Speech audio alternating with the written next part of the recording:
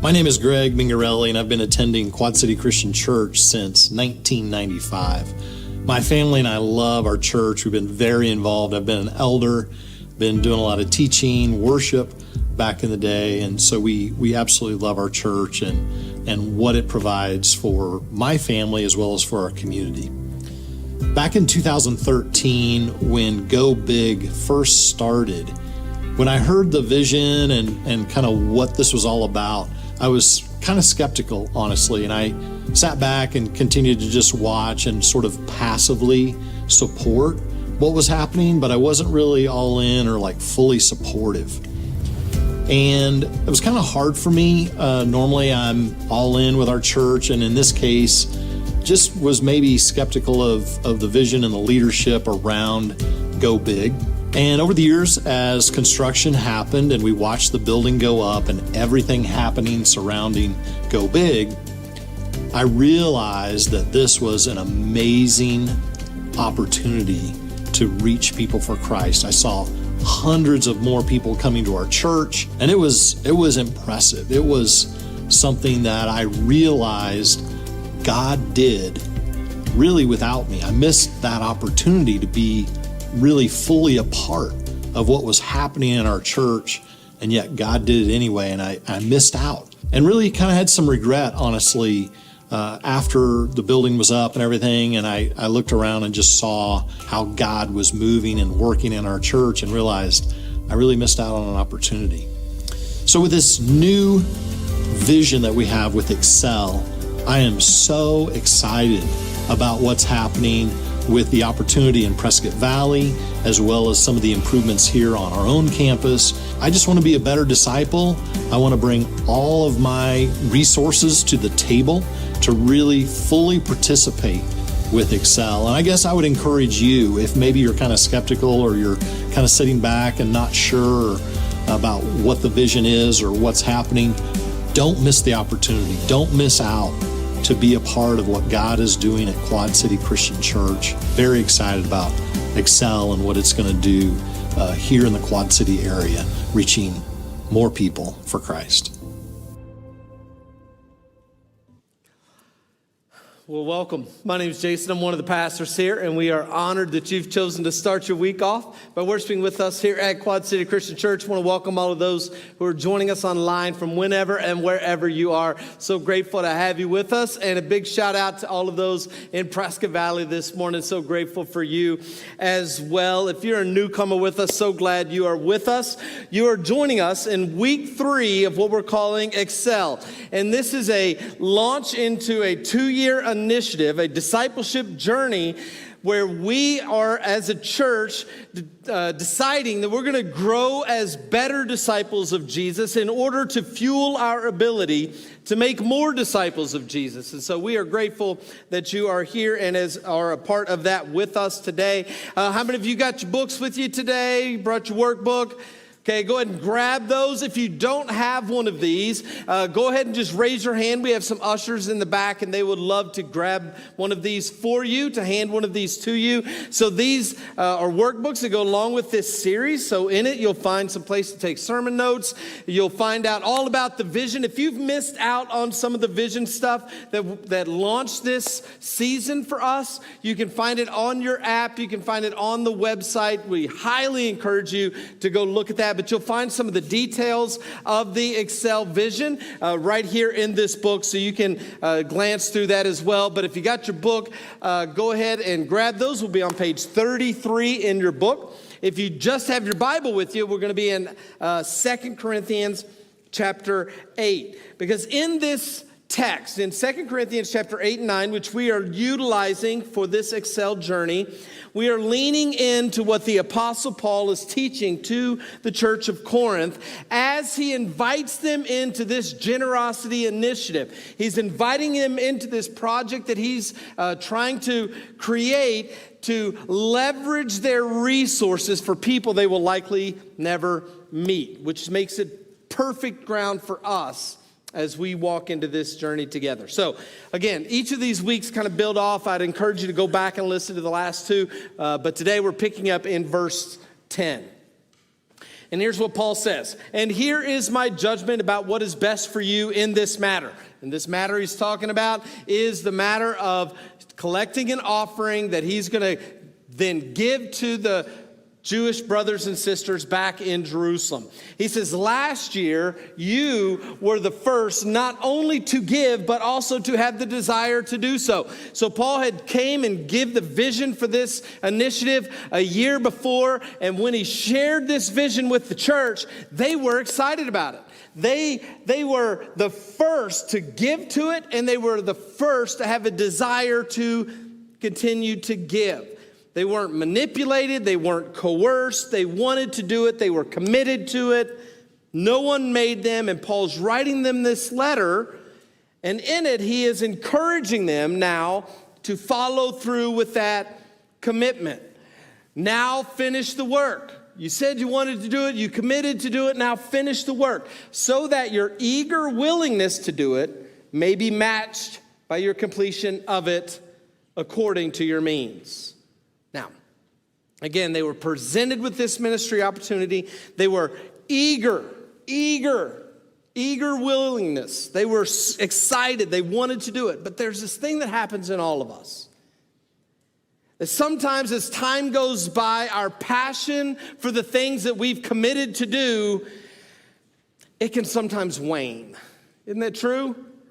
Like the moment you sign up to do the thing, you know it's the right thing to do, you want to do it, but then we walk away and we get distracted. In the moment, we know what the right thing is, but later on, we get this pull to do what's comfortable instead of what is right. And we do this all the time in all sorts of areas in our life. We've done it with our diets. Like in the moment, you know, I'm going to do it. I'm going to commit. I'm going to lose 15 pounds. I'm going to do it over this summer. I'm going to do it. We do it with our budget. We do it with a workout routine. We do it with a spiritual discipline plan. We do it with a volunteer role. We do it when we know there's got to be a shift in our parenting. You and your husband or you and your wife, you sit down and you say, we got to do this different. Like we got to stop doing that. We got to start doing this. We do it with our bedtime routine for our kids. We got to get them on a schedule. We got to do this. Maybe we have a bedtime routine for us. Like you got to put down the phone, right? You just got to do it. You know you're supposed to do it and you've committed. I'm going to do it every night, 9:15. I'm going to do it. And then you don't. We have these moments where we recognize what we really need to do and we say we're going to do and we really want to do. And we start off well and we're motivated and we're inspired. But then we start to lose steam. We still know it's the right thing to do. We still know we should be doing it. Deep down, we really want to do it because we know it's what's best. But then there's that moment where we begin to trade what we really want for what we really want now. We give in to the easy instead of the right, and we operate out of our comfort instead of out of our convictions. And so Paul takes them back a year before and says, hey, do you remember? This is what you committed to do. This is what you were made to do. Nobody made you do it. It's what you wanted to do. And now he's trying to do for them what we all sometimes need, and that is somebody to remind us to finish what we've started. And that's what Paul's doing. But here's what I know. When it comes to generosity, specifically generosity, sometimes the eager willingness or the desire isn't enough in and of itself. Sometimes when it comes to generosity, desire, it isn't enough. Because here's what I know. Many of you have a desire to be generous, but you can't be generous in the way that you want to be. You just can't. And it's not because of decisions you're making now in your life, but it's because of decisions you've made years ago. Like your heart is telling you, yes, yes, yes, give, give, give. And MasterCard's saying, yes, yes, yes, pay, pay, pay. And only one of those masters gets to win. You have this desire to give, but your priorities have been so off for so long that you aren't in a position to be nearly as generous as you would like to be. I'm not sure if you heard, but just over the last few weeks, the credit card debt in America topped $1 trillion. Credit card debt in America topped $1 trillion. I don't know if you know how big a trillion is. A trillion is 1,000 billions. That's how big a trillion is. A trillion is 1,000,000 millions. That's how big a trillion is. Like, that's a lot of money. And for the first time, we topped $1 trillion just in credit card debt. That's not what you owe to Fannie Mae or Freddie Mac.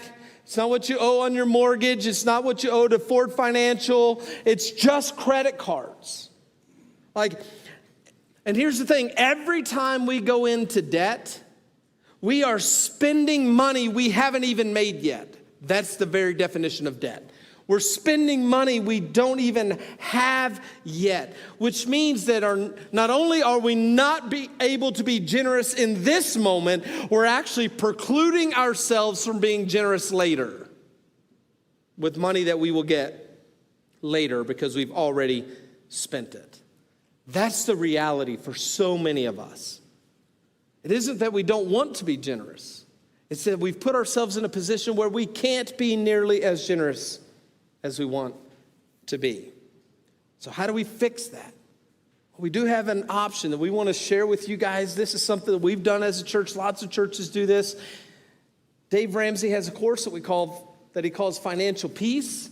And this is an opportunity to help you refocus and reprioritize what you're doing with your finances. It does not undo what has been done for years, but it can set you on a path to do something new. To begin starting today to reprioritize your finances, to try to wipe out as much of the bad decisions that you've made so that you can be generous later in a way that you can't be generous now.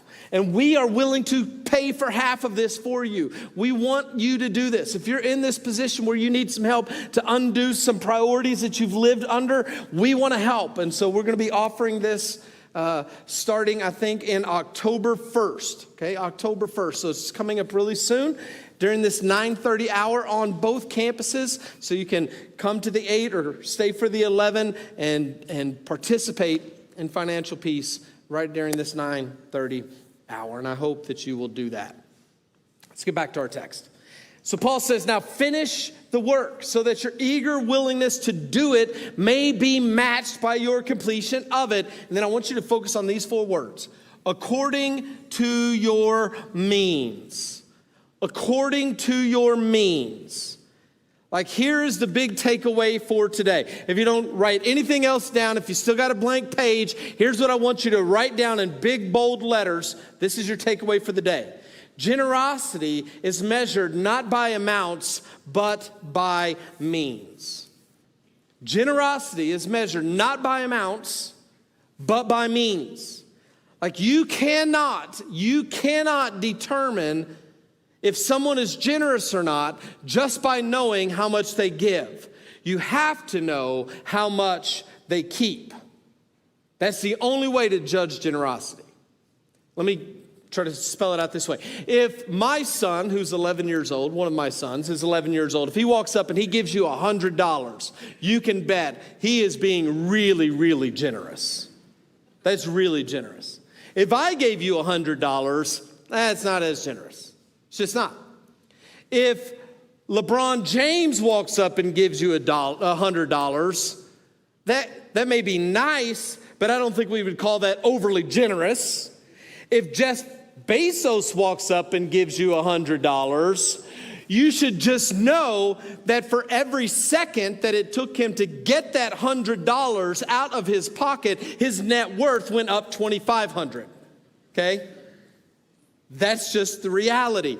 You have to judge generosity not by the amount, but by the means. Not by just what is given, but by what is left. He continues, for if the willingness is there, the gift is acceptable according to what one has, not according to what one does not have. Again, generosity is measured not by the amount, but by the means.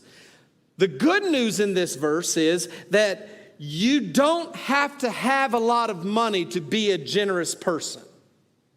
Because your generosity is not just measured by how much you give, it's measured by what is left. You can be generous and your gift is acceptable according to what you have, not by what you don't have. Okay? So this verse, the good news is you don't have to have a lot to be generous. The bad news is you can give a lot and not be generous. You can give a lot and that doesn't make you generous. Paul is saying, if you want to know how generous someone is, don't look at what they give, look at what is left. The question is, where did Paul get this kind of definition for generosity? And the answer is, he got it from Jesus. You may remember the story. Jesus goes to the temple, and he's sitting there in the temple courts where the offerings are being taken at the temple, and he's just observing. And here's what the text says. Jesus sat down opposite the place where the offerings were put, and he watched the crowd putting their money into the temple treasury. Many rich people threw in large amounts, but a poor widow came and put in 2 very small copper coins worth only a few cents. Calling his disciples to him, Jesus said, "Truly I tell you, this poor widow has put more into the treasury than all the others. They all gave out of their wealth, but she out of her poverty put in everything, all she has to live on." So picture this scene. Jesus is sitting there. He's sitting across from where the offering is, which are these big metal, they've got a big funnel on the top and a box on the bottom. And you can just imagine how much racket these offerings would create. These big metal funnels. And this was before people were writing checks or swiping a debit card or even had paper money. It was all coinage. So he's sitting there and some rich people are coming in and they're dumping in all of these coins and they're banging and clanging as they're going down the funnel and clud as they hit the bottom of the box. And Jesus is seemingly unfazed. He's just sitting there watching them. And he sees this little widow woman, and she walks in and nobody pays attention to her. The text says she drops in, it says 2 copper coins, it's actually 2 leptas. They're literally like shavings of coins. And when she takes those 2 shavings and she puts them on the rim of the funnel and they slide down, they would make almost no noise as they dink at the bottom. And it was that caused Jesus to get up and to call the disciples over. I don't know where they're at or what they're doing, but he's like, hey, guys, get over here. Come here. Get over here. Let me show you that. You see that lady over there? See her? You're not going to believe this, boys. She put in more than in the treasury than all the others.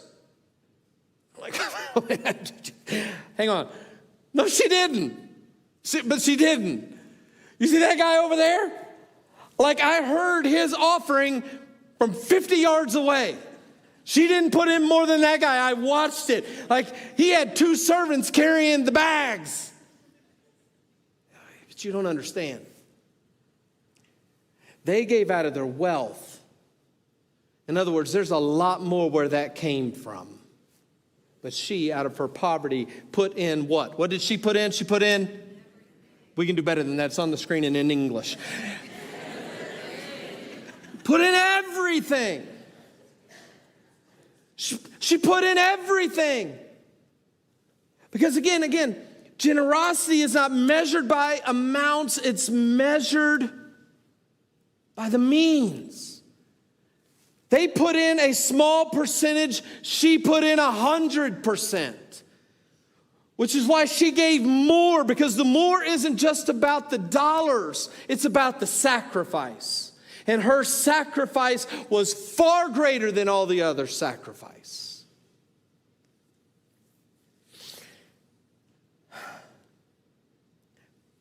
Paul is using the same measuring stick in 2 Corinthians chapter 8. For if the willingness is there, the gift is acceptable, according to what one has, not according to what one does not have. Our generosity is not measured by how much we give. Generosity is measured by how much we give in accordance to how much we have. And this reality should be a huge encouragement for those of you with meager means, and it should be a giant wake-up call for those of us with abundant means. Which is why, if you've been around, as we've been talking about this Excel initiative, that we're doing it as a one fund instead of a two fund. In other words, all of the money is going into the same pot, not two separate funds, okay? And there's a reason for that, because I believe it is the most honoring way to conduct a generosity initiative. Because now everybody gets to participate. Every gift is included. It all helps us to reach our goal. My guess is many of you have been a part of a church that's trying to do a capital improvement or doing some kind of fundraising, and they will say, hey, we need you to keep giving to the general fund over here, keep doing what you're doing over here, but what we really need is for you to give over here to this campaign thing that we're doing. And then we set up a thermometer out in the lobby, and what is it that we celebrate in the thermometer? Only the stuff that's given over here. The thermometer's tracking the building fund, and that's fine, we've done that. But what about the person who was already giving sacrificially everything they could before you ever asked for the extra? What about the person who's giving to the general fund and they are sacrificing all that they can and there really isn't anything to go above and beyond with? In that scenario, then their gift isn't celebrated. Their gift isn't included. Their generosity isn't talked about when we're reaching our goal. Their sacrifice is actually kind of taken for granted. We think all of the gifts ought to be included. We are one church. We have one mission. And we have one fund to make those initiatives come to life. And all of the money that is given to Quad City over the next 2 years will be counted and celebrated to help us reach our goal. Let me try to make this personal for you for just a moment. As many of you know, my mother lives in my basement. She has her own door, so she can come out.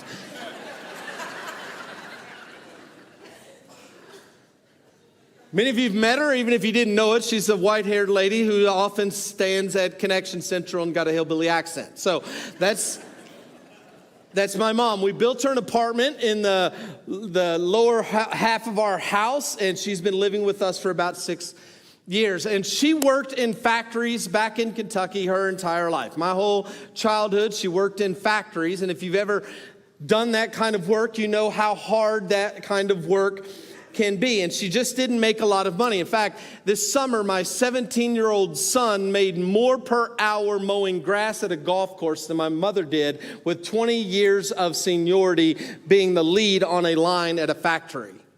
Like, it's nutty where income has gone. And when it comes to matters of faith, my mother would readily admit there were a lot of things that she got wrong. There was one thing that I would say that she did get right. She was always generous. She always gave.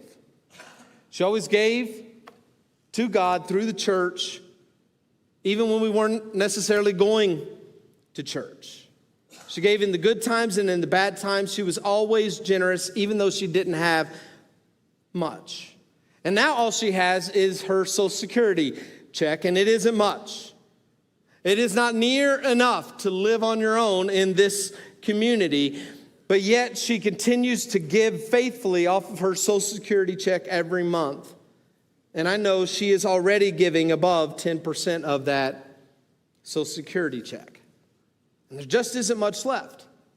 And if I stood up here and I said, hey, whatever it is you're giving over here, I need you to keep doing that. But what's really important is for you to give over here. And all of a sudden, she doesn't get to play to a very high level. The reality is her participation wouldn't be that great because she's already sacrificing, and her generosity would likely be ignored. Which is why we've said from the beginning, the primary goal for this initiative is 100% engagement. We want everybody to take a step in their generosity. We want everybody who calls Quad City their church to be a part of this 2-year generosity initiative. And every dollar that is committed and given over the next 2 years will be counted and celebrated and will help us to fulfill the mission to make more disciples of Jesus as we become better disciples of Jesus. Paul continues, our desire is not that others might be relieved while you are hard pressed, but that there might be equality. There might be equality. The goal is equality. Equality of what? Well, again, it's not equality of money. We've already addressed that. He says it's equality. He wants you to give according to your means, and not everybody's means are equal. So it's not equality of money, it's equality of sacrifice. Again, he's using the same metric that he learned from Jesus, that it isn't about what is given that makes a person generous, it's about what's left. It's equality of sacrifice. But here's the question. How do you know when your giving crosses the threshold and enters into sacrificial giving? Like, how do you know? How do you know when your giving becomes sacrificial? I love how Tim Dunsing, one of our elders here, puts it. He said, you know your giving is sacrificial when it hurts a little bit. Like it ought to pinch a little bit. To give sacrificially, it ought to hurt a little. There was another pastor, a guy named David Platt, who put it this way. He says, you aren't really giving until you are giving up. And I think he's right. You aren't really giving until you are giving up. It ought to cost us something. Like that is the very definition of a sacrifice. It costs us something. Maybe it costs us the car we wanted to buy. Maybe it costs us the vacation we wanted to take. Maybe it costs us the renovation we wanted to do. Maybe it costs us an early retirement we were looking forward to. Maybe it costs us a hobby we really enjoy. Maybe it costs us a level of security because now all of my savings have dropped below a level that I am comfortable with. If it doesn't cost us anything, can you really call it a sacrifice? As you have your books, you can be reminded that our goal is secondary goal is that we would somehow be able to raise $14.5 million to fund 4 mission initiatives over the next 2 years. Again, you can read all about them in the book. And here's what I know. For us to get there, it is going to take equal sacrifice from all of us. Like we've been sharing this vision with people in different arenas for about 8 or 9 months. Some of you have heard some of this stuff going back to February, and you're like, I am so sick of hearing about Excel. And people beside you just hearing it today for the first time. But as we've shared this, there are 2 reactions that concern me a little bit. As we've rolled this out over the last 8 months, 2 reactions that scare me. The first one is when people hear it and say, well, that's impossible. Well, that's impossible. Well, what do we give? What do people give now? And what is it going to take we can't, there's no way. The second that concerns me is when people hear it and say, well, that's easy. Like both of these concern me a little bit because both of these reactions is a way for us to give ourselves an out. Because we say, well, that's impossible. It's a foolish endeavor, and I'm too wise to put my money into foolish endeavor. So, peace out. The other is, well, that's easy. I mean, I look around, I realize what the median income it is in Prescott. I see how many people we have in our church and do the math. Go to carry the one. Oh, well, of course we're going to do that. And there's this thing in us that says, I don't really have to sacrifice for us to do that because we got so many people, it'll get done whether I participate or not, and it's a way for us to give ourselves an out. And I just want you to know, both of these mindsets are wrong. It is possible, and it won't be easy. It will take all of us being willing to sacrifice equally, because this is a big goal. The only way that we are going to be able to achieve this goal is if 100% of the people who call Quad City their church home participate. But not just participate, engage equally in their sacrifice. Writing to the church of Corinth, Paul says, at the present time, your plenty will supply what they need, so that in turn their plenty will supply what you need. The goal is equality. As it is written, the one who has gathered much did not have too much, and the one who gathered little did not have too little. Like, there's going to be enough to go around if everybody sacrifices. That's what he says. The goal is equality. Everybody should engage. Everybody should give. Everybody should sacrifice. No one should give it all, and no one should give nothing. But everyone should give sacrificially, because we all have a desire to see the kingdom of God advance. And we know that at the end of the day, what we want to hear more than anything else is when we stand before our Maker, we want him to say, well done, good and faithful servant. Because we stewarded the resources our Father gave us well. So, here's the question I have for you today. Has your sacrificial giving kept up with your means? Has your sacrificial giving kept up with your means? For many of us, it's easy to give sacrificially when we don't have much. Because what do we have to lose? If you don't have much, you don't have much to lose. But as we are given more, as our income goes up, as our investment accounts grow, as our resources increase in value, it becomes easy for us to give more and sacrifice less. All the data tells us the more money one has, the less generous one is. You need to hear that. All of the data says the more money one has, the less generous one is. You can go check the Googles, the internet don't lie. Every study out there, there's something in us that we tell ourselves a lie. If I had more money, if I had more resources, I would be more generous. But that's just a lie. It just does not play out that way in real life. The more you have, the more likely you are to keep. That's what all the data tells us across the board. And I get it. And I think you do too. Let me try to play it out for us this way. Think about your income and think about your giving, okay? If I gave you $10 and I said, hey, would you mind giving back $1? Of course you would. Yeah, $1. What's $1 out of $10? Here's $1. I'll keep the 10. Here's I'll keep 9. You have to. What's $1? Nobody cares. You'd give the $1 up. If I gave you $100 and said, hey, actually, can I have 10 of it back? Sure, of course. $10 out of 100. What's $10? Even if I gave you 1,000 and said, hey, can I have 100? You asked me to give you $100. Now that's a little, that's going to take a little more strain, but okay, $100, I'll give $100. What if it's 10,000? And I say, hey, can you give me 1,000? Wait, what? You want me to give you $1,000? I mean, $1,000, that's a lot of money.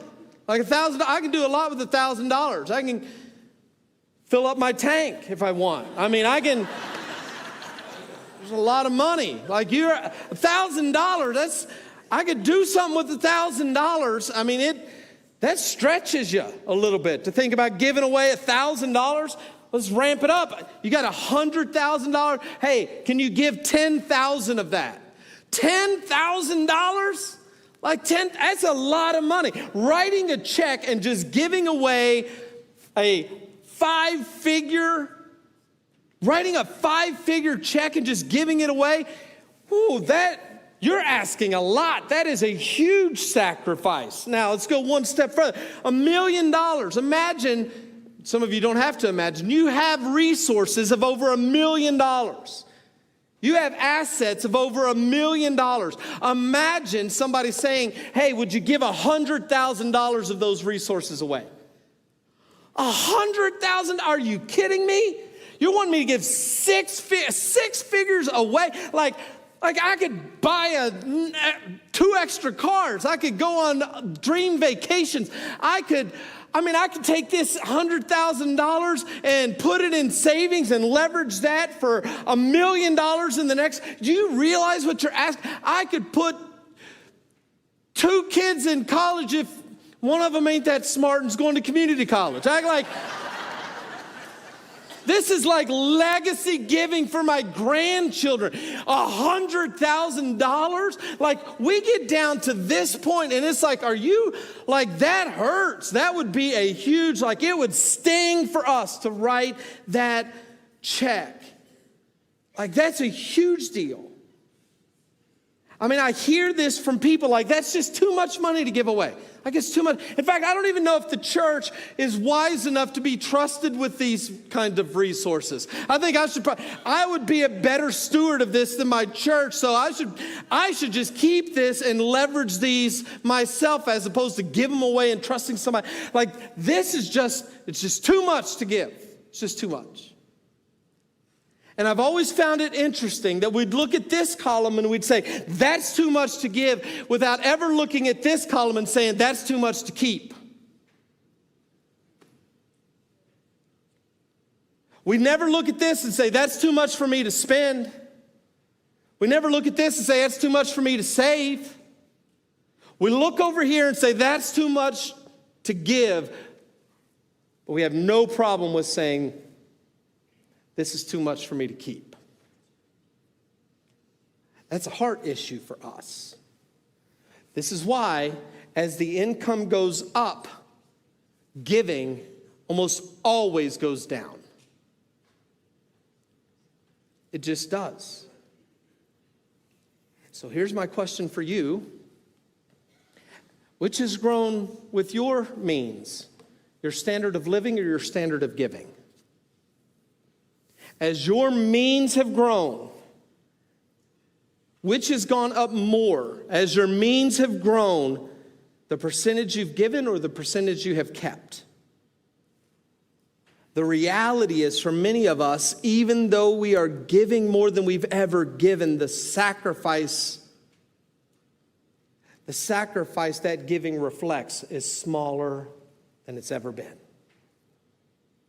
The check may be bigger, but the pinch is smaller because there's a whole lot more where that came from. Again, generosity isn't measured by amounts, it's measured by our means. And what the Lord is looking for isn't that we all give equal amounts, but He is calling us to all give with equal sacrifice. And I hope you will. Let me pray. Father, we are grateful that your word stabs at the idols in us. And where it is that we feel the pain, we know you are working on us to chisel away things that are not of you. And so I pray that you would stir up in us a level of generosity that reflects your generosity, that our sacrifice would be a reflection of your sacrifice, so we do it cheerfully and eagerly and willingly. In the name of Jesus we pray. Amen.